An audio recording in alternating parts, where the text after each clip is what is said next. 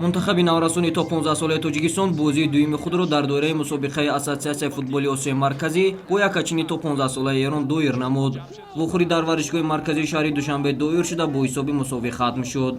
حساب بازی را در دقیقه هفتم بعد از ضربه کنجی وارد نمودن توپ علی رحمان نژاد باز نمود. در دقیقه 16 هم دروازه‌بان منتخب نوراسونی تا 15 ساله ایران امیر مهدی بهمنپور قاعده بازی را به مقابل عبدالمنان حاجی نومانزاده ویران نمود و دوباره به دروازه‌شان پنالتی تعیین کرد. پنالتی را سربان تیم ملی نوراسونی توجیکستان ابوبکر سلیمانов بدون اشتباه وارد دروازه نموده حساب بازی را 1-1 کرد.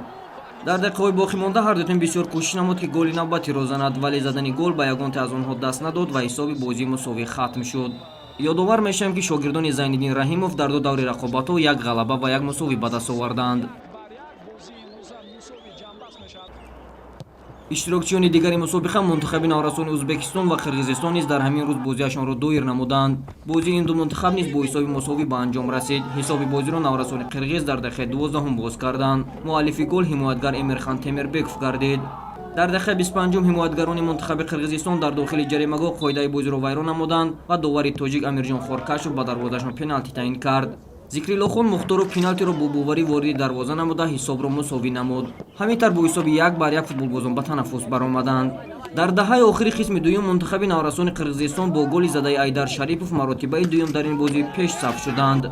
بعد این گل فوتبالبازان ازبک همگی خط حمله را انتخاب نموده حمله‌های پای در پای می‌نمودند و این حمله‌های پای هم ثمر داد و ابراهیمجان تورسونعلیев در دقیقه 96 حساب را برابر کرده منتخبش را از باخت نجات داد. آخری با حساب 2-2 به انجام رسید.